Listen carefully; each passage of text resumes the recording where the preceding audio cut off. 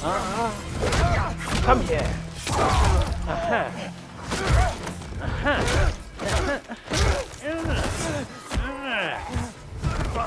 No. This is what I came here for. Be quiet, head.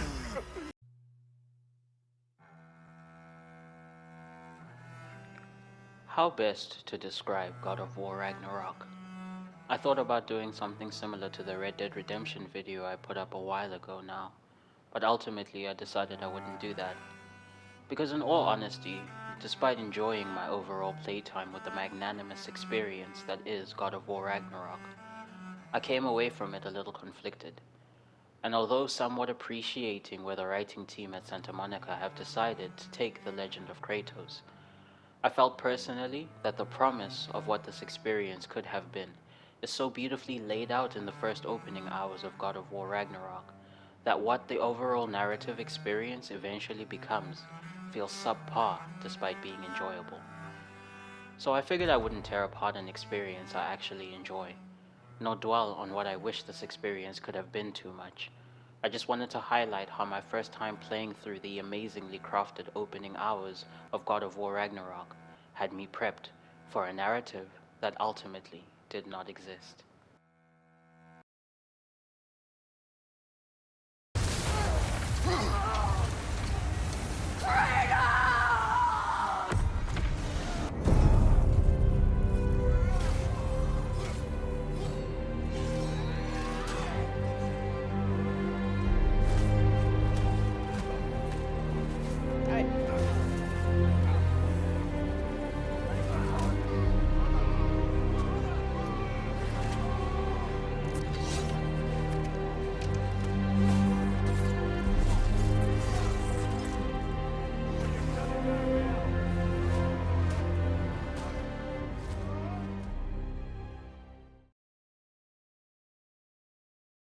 I feel I need to give context for where my head was at when I first played through God of War Ragnarok when it released.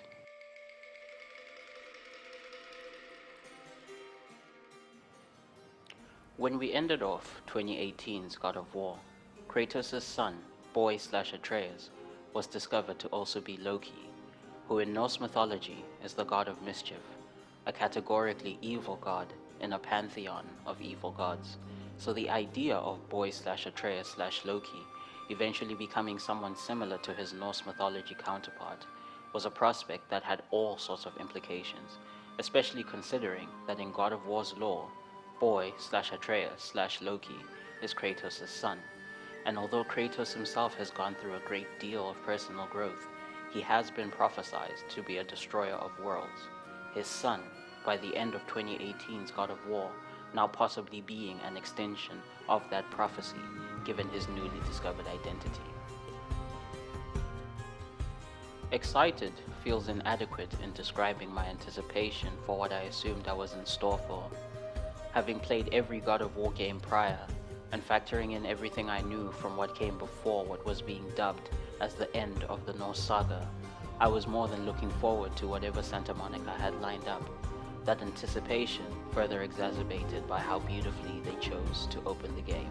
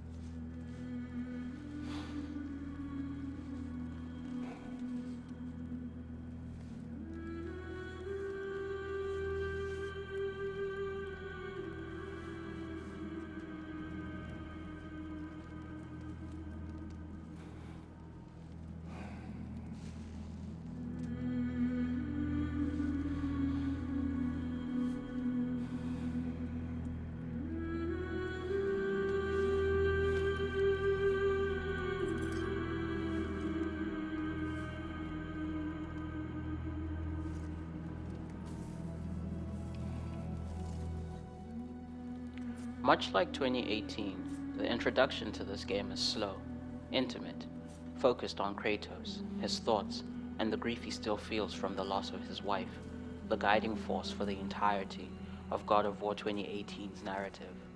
After a bit, we see Atreus, his silhouette clearly emblematic of his Norse mythology counterparts' usual depictions. Alongside that, his proficiency with hunting, in relation to how it was in the first game, is highlighted by the fact that he has seemingly made the hunt unsupervised. He's a little older, and the initial interactions between him and his father showcase the natural progression of their bond following the last game. Until Boy pulls out a spherical object, something he's clearly hiding from his father.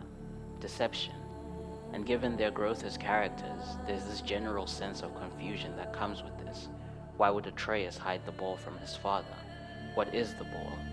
The questions barely linger until we're confronted by the cinematic spectacle that is Freya's first encounter. And between the brocking prompts, somewhat guided movement, the framing of events, and the sheer quality of craftsmanship at display in the entire sequence, at the end of it, the implication of what the overall sequence could mean for the narrative going forward had my brain overthinking plausibilities.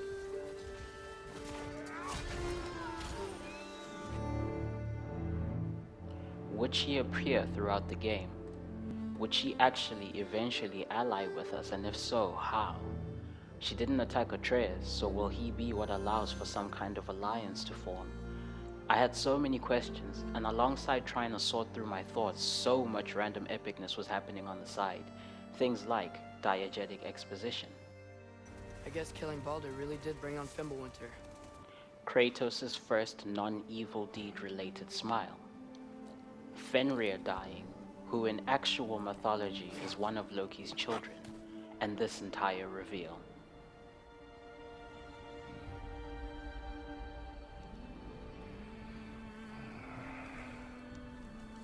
No ways.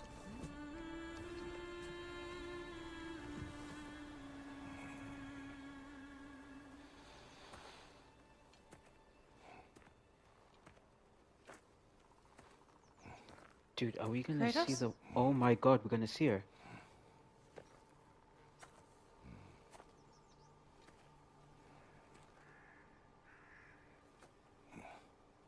Are you joining me? Oh, they mustn't play with me like this. Holy Lord. Whoa.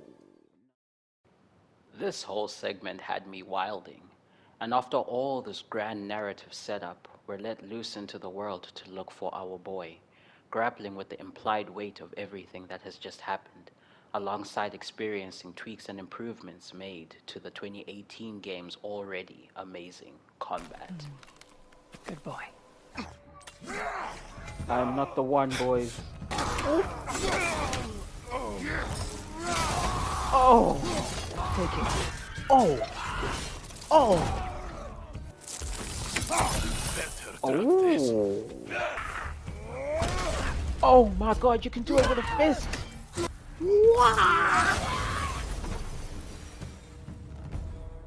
Atreus, are you here?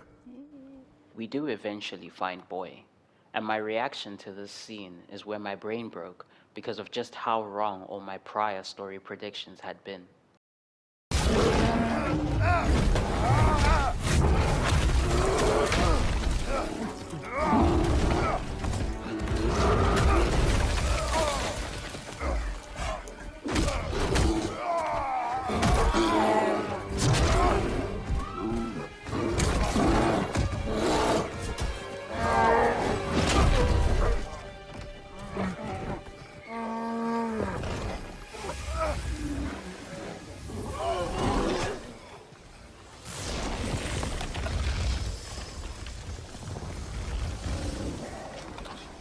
Jesus!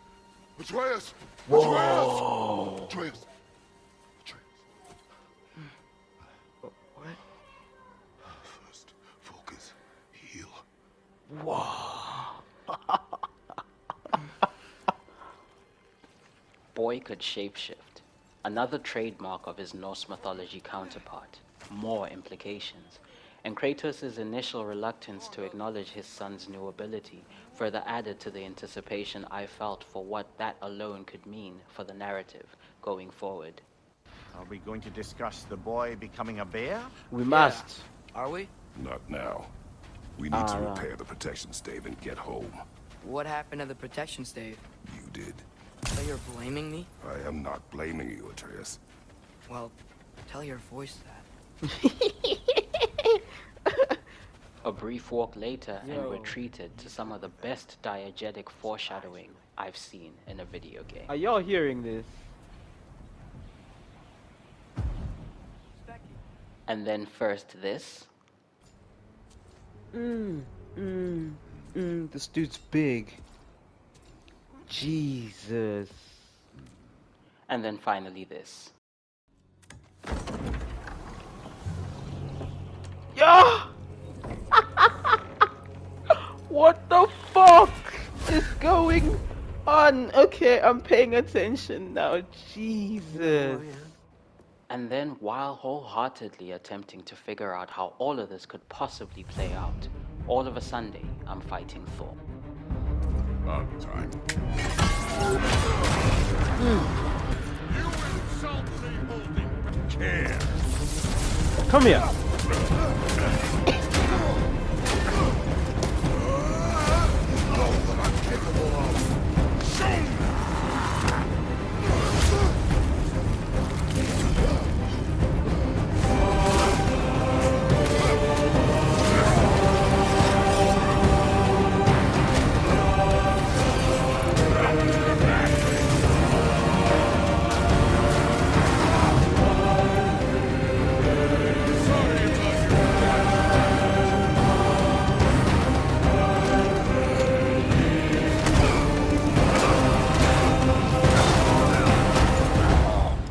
I see why my sons fell to you.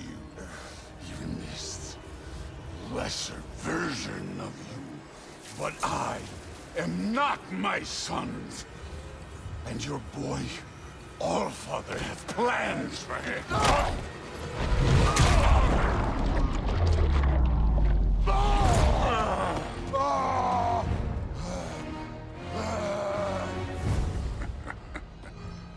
There he is.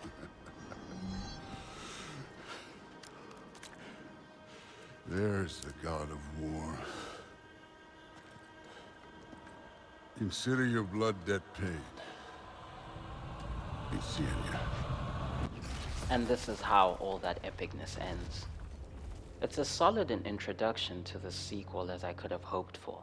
The narrative weight and implications of actions taken from the first game return in the second as consequences. Atreus is coming into new dark abilities, Freya is an enemy, Faye is coming to Kratos in ominous visions, Thor and Odin have just been so unconventionally introduced, Ragnarok looms, and above all else, after the fight we just had with Thor, the terrifying realization that Atreus, this entire time, has been alone with and could possibly have been taken by Odin.